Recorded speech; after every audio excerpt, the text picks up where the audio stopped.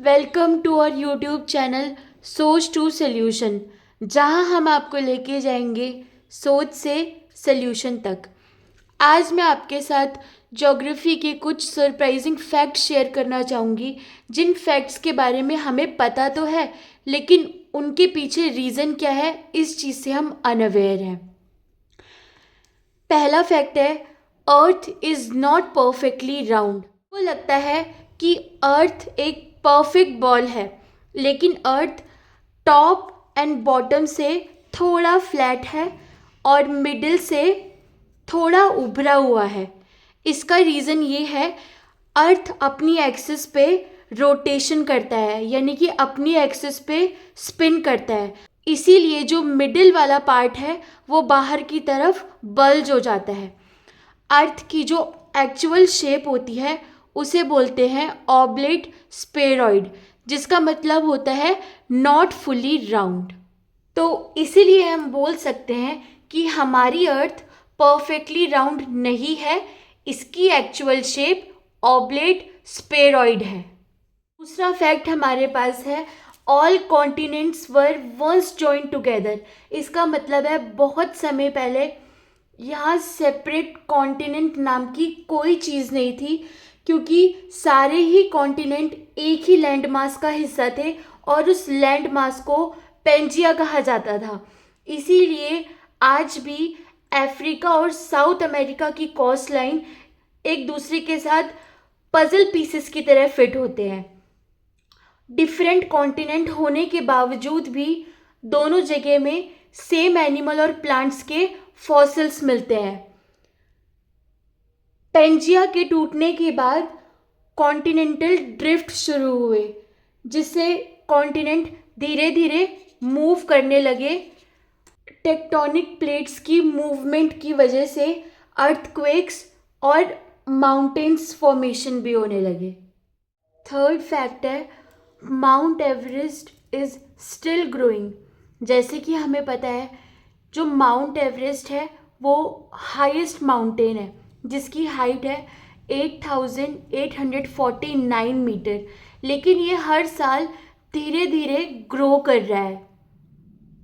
इसका रीज़न ये है कि अर्थ की जो सरफेस होती है वो छोटी छोटी प्लेट्स में डिवाइडेड होती है, जिसे हम टेक्टोनिक प्लेट कहते हैं। जब ये प्लेट अर्थ के अपर लेयर में, यानी कि अर्थ क्रस्ट में मूव करती है, तो ये टेक्टोनिक प्लेट आपस में कोलाइड हो जाती हैं और इनके कोलिजन के बाद माउंटेन फॉर्मेशन होता है। हालांकि ये जो प्लेट्स होती हैं ये स्लोली मूव करती है, जैसे कि कुछ मिलीमीटर या सेंटीमीटर पर ईयर। इन्हीं टेक्टोनिक प्लेट्स की मूवमेंट की वजह से माउंट एवरेस्ट हर साल कुछ मिलीमीटर और सेंटीमीटर से ग्रो कर रहा है। फोर्थ फैक्ट है, desert does not mean hot place. हम में से बहुत लोगों को लगता है डेजर्ट एक ऐसी जगह होती है जो बहुत गर्म हो या फिर जहाँ का टेम्परेचर बहुत ज़्यादा हो, लेकिन ये सोचना बहुत गलत है। डेजर्ट एक ऐसी जगह होती है जहाँ पर बारिश बहुत कम स्केल में होती है, इसका टेम्परेचर से कोई लेना देना नहीं है। एग्जाम्पल के तौर पे हम देख सकते हैं, अंटार्कटिका दुनिया का सबसे बड़ा डेजर्ट है, लेकिन वहाँ का टेम्परेचर -60 डिग्री है। सहारा डेजर्ट, जो कि दुनिया का सबसे हॉट डेजर्ट माना जाता है, वहाँ पर भी स्नोफॉल देखा गया है। दोनों ही डेजर्ट हैं, लेकिन दोनों के ही अपने यूनिक कैरेक्टरिस्टिक होते हैं। इसलिए हम कह सकते हैं जो डेजर्ट होता है वो कोई गर्म जगह नहीं होती है, बल्कि यहाँ पर बारिश बहुत कम स्केल में होती है। फिफ्थ फैक्ट है, same time is not everywhere on earth. जैसे कि इस टाइम इंडिया में दिन है, तो हो सकता है किसी और जगह पर रात हो। इसका कारण ये है कि अर्थ अपनी एक्सिस पे रोटेशन करती है, जिस वजह से अलग अलग जगह अलग अलग समय पर सूरज के सामने होती है।